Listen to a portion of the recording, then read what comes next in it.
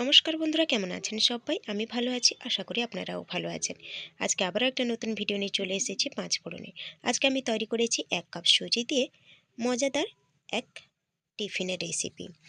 খুবই ঝটপট হয়ে যায় আর খেতেও কিন্তু দুর্দান্ত হয়।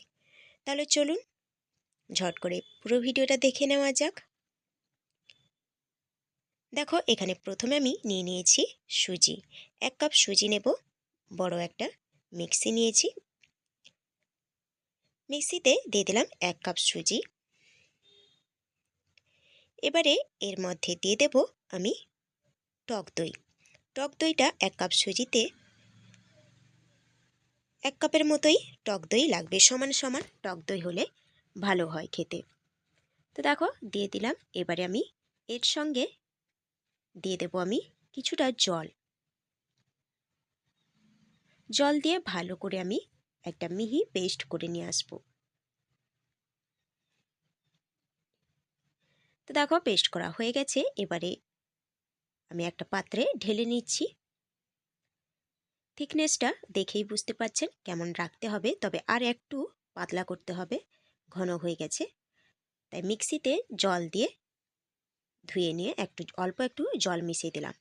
এরপর এর সঙ্গে আমি দিয়ে দেব স্বাদ মতো লবণ আর দিয়ে দেব স্বাদ মতো চিনি। যেহেতু টক দইটা আছে তাই ব্যালেন্স করার জন্যে আমি সামান্য একটু চিনি দিলাম, তাহলে খেতে কিন্তু ভালো লাগবে। এবারে আমি সমস্ত কিছুকে ভালো করে মিশিয়ে নেব।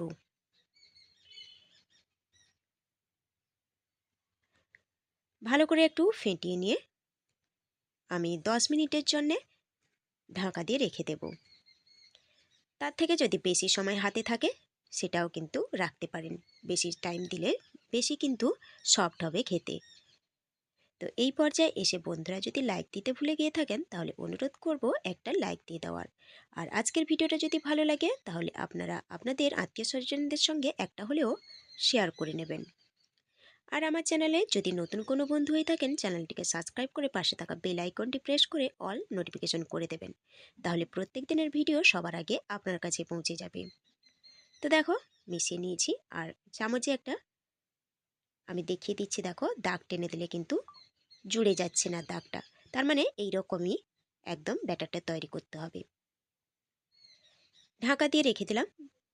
এবারে এরপর এর সঙ্গে একটা চাটনি তৈরি করব। তার জন্য নিয়ে নিয়েছি একটা শুকনো লঙ্কা, একটা বড় সাইজের টমেটো, আর নিয়েছি 3টে রসুনের কোয়া। এটা ছোট ছোট রসুনের কোয়া, যদি বড় হয় সেক্ষেত্রে 2টো নিতে পারেন। সবগুলোকে আগুনে একটু ঝলসে নেব বা পুড়ে নেব। আর এই ভিডিওটা যদি কোনো বন্ধু আমার ফেসবুক থেকে দেখে থাকেন তাহলে অনুরোধ করব ভিডিওটিতে লাইক, শেয়ার আর কমেন্ট করে দেওয়ার জন্যে। তো দেখো, টমেটোটা পুড়িয়ে নিয়েছি। এরপর ওপরে যে পোড়া অংশগুলো সেগুলো আমি বাদ দিয়ে দেব।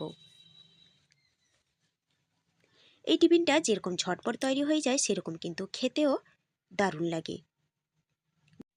যদি কোনো বন্ধু এরকম না বানিয়ে থাকেন তাহলে অবশ্যই একবার ট্রাই করে দেখতে পারেন। অসম্ভব সুন্দর লাগে খেতে। দেখো, ছাড়িয়ে নিয়েছি। এবারে মিক্সিতে আমি এটা পেস্ট করে নেব।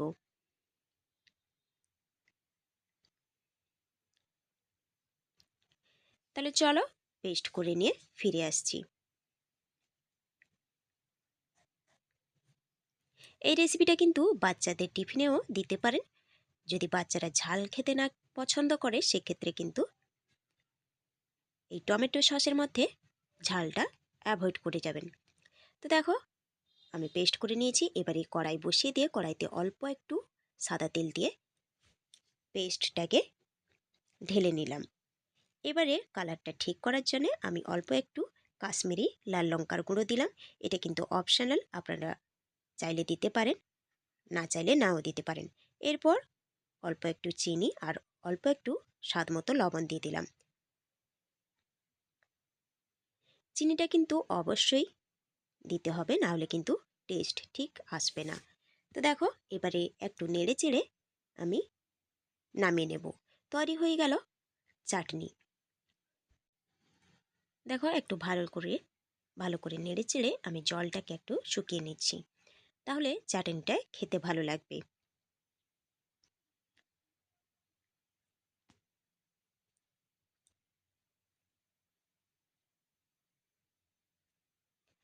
তৈরি হয়ে গেছে, এবারে কিন্তু আমি নামিয়ে নেব।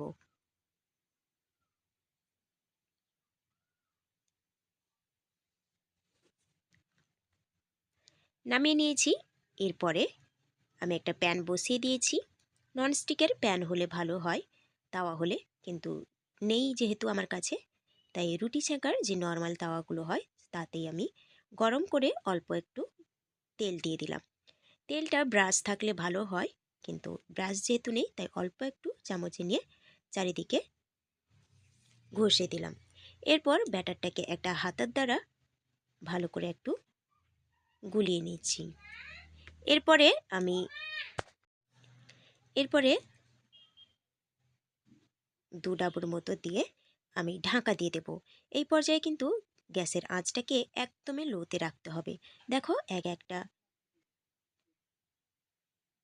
এই পিঠেগুলো তৈরি করতে কিন্তু 3 মিনিট টাইম লাগছে। একটা তৈরি করতে কিন্তু 3 মিনিট টাইম লাগবে। গ্যাসের আঁচটাকে কিন্তু একদমই লোতে রাখবেন, না হলে কিন্তু তলায় লেগে যেতে পারে। তো দেখো একটা হয়ে গেল, আবারও একটা একইভাবে করে আপনাদের দেখাচ্ছি। অল্প একটু তেল ব্রাশ করে নিলাম। ব্রাশ থাকলে বারবার বলছি, ব্রাশে থাকলে ব্রাশেই দিয়ে দেবেন, একটু ঘষে দেবেন। তো দেখুন আবারও একই রকম গুলিয়ে আমি 2 ডাবুর মতো দিয়ে দিলাম। এবারে ঢাকা দিয়ে আমি 3 মিনিটের মতো হতে দেব। প্রত্যেকটা একইভাবে তৈরি করতে হবে। প্রত্যেকটা তৈরি করতে কিন্তু 3 মিনিট টাইম লাগে। তো দেখো একইভাবে আমি সবগুলোই বানিয়ে নেব। বানিয়ে নিয়ে ফিরে আসছি। খুবই সুন্দর হয় এটা খেতে, আর নরম তুলতুলেও হয়। তো দেখো সবগুলোই বানিয়ে নেওয়া হয়ে গেছে।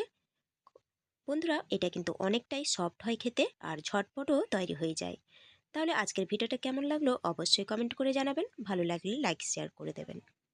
সুস্থ থাকবেন, ভালো থাকবেন। খুব শীঘ্রই দেখা হবে পরের একটা ভিডিও নিয়ে। তাহলে চলুন আজকে এখানেই শেষ করি।